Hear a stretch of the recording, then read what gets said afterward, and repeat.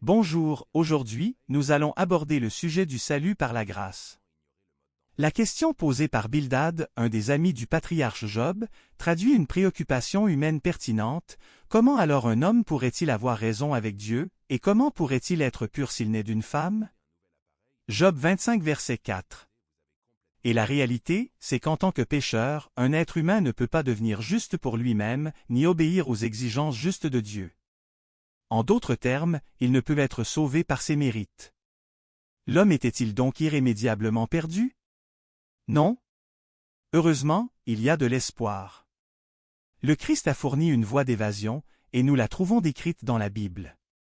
Question 1. Comment se faisait le salut, selon l'Ancien Testament? Lisons. Genèse 6 verset 8. Mais Noé trouva la faveur devant le Seigneur. Genèse 15 verset 6. Et il croyait en l'Éternel, et il le comptait pour la justice. Psaume 6 verset 4. Tourne-toi, ô Seigneur, délivre mon âme, sauve-moi par ta gentillesse. Psaume 13 verset 5. Mais j'ai confiance en ta bienveillance, en ton salut, mon cœur se réjouira. Psaume 86 verset 15. Mais toi, ô Seigneur, tu es un Dieu plein de compassion, de grâce, de souffrance, et abondant en bienveillance et vérité.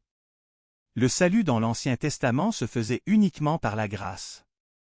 Dieu a présenté le plan du salut à l'humanité depuis que le péché est apparu, Apocalypse 13 verset, émoticône n'en croyant pas ses yeux. Dans l'Ancien Testament, le salut se voyait dans l'effusion du sang d'une victime innocente comme substitut du pécheur, symbolisant le sacrifice de Jésus.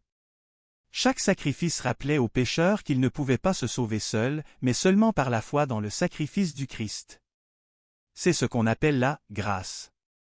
Par conséquent, nous comprenons que depuis la chute d'Adam et Ève, le salut est un don de Dieu, reçu par la foi en Christ, Actes 26 versets 22 et 23, 1 Jean 5 versets 11 et 12, Hébreux 5 verset 9. Question 2. Selon le Nouveau Testament, comment pouvons-nous être sauvés? Lisons. Actes 15 verset 11. Mais nous croyons que nous serons sauvés par la grâce du Seigneur Jésus-Christ, tout comme eux aussi. Éphésiens 2 verset 8. Car par la grâce vous avez été sauvés par la foi, et ce n'est pas de vous-même, c'est le don de Dieu. Romains 3 verset 24. Être justifié librement par sa grâce, par la rédemption qui est en Jésus-Christ. 1 Jean 5 verset 11, 12. Et voici le témoignage que Dieu nous a donné la vie éternelle, et cette vie est dans son Fils. Celui qui a le Fils a la vie, celui qui n'a pas le Fils de Dieu n'a pas de vie. Le salut dans le Nouveau Testament se fait par grâce. Le plan de salut de l'Ancien Testament se poursuit dans le Nouveau Testament.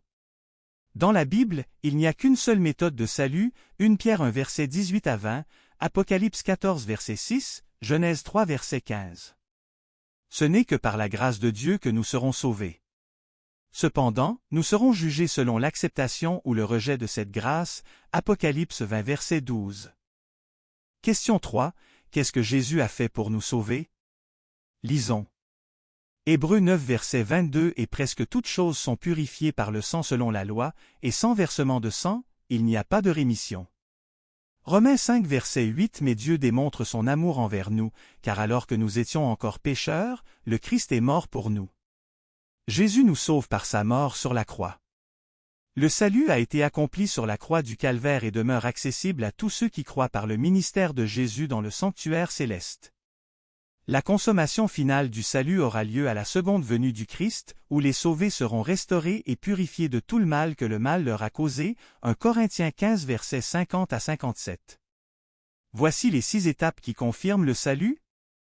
1 Acte 16 verset 31, 4 verset 12. Je dois croire en Jésus comme mon sauveur. 2 Acte 3 verset 19, repens-toi et convertis-toi.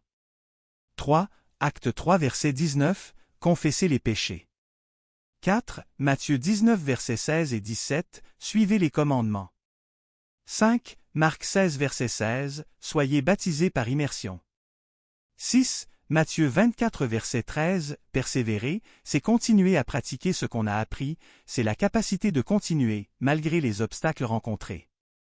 Je dois persévérer en communion avec Dieu, par l'étude de la Bible et la pratique de la prière. Les étapes ci-dessus mènent à la sanctification, un processus quotidien qui démontre l'acceptation du salut. J'espère que vous avez saisi le plan de salut par la grâce salvatrice qu'est le Seigneur Jésus. Que Dieu te bénisse, à la prochaine.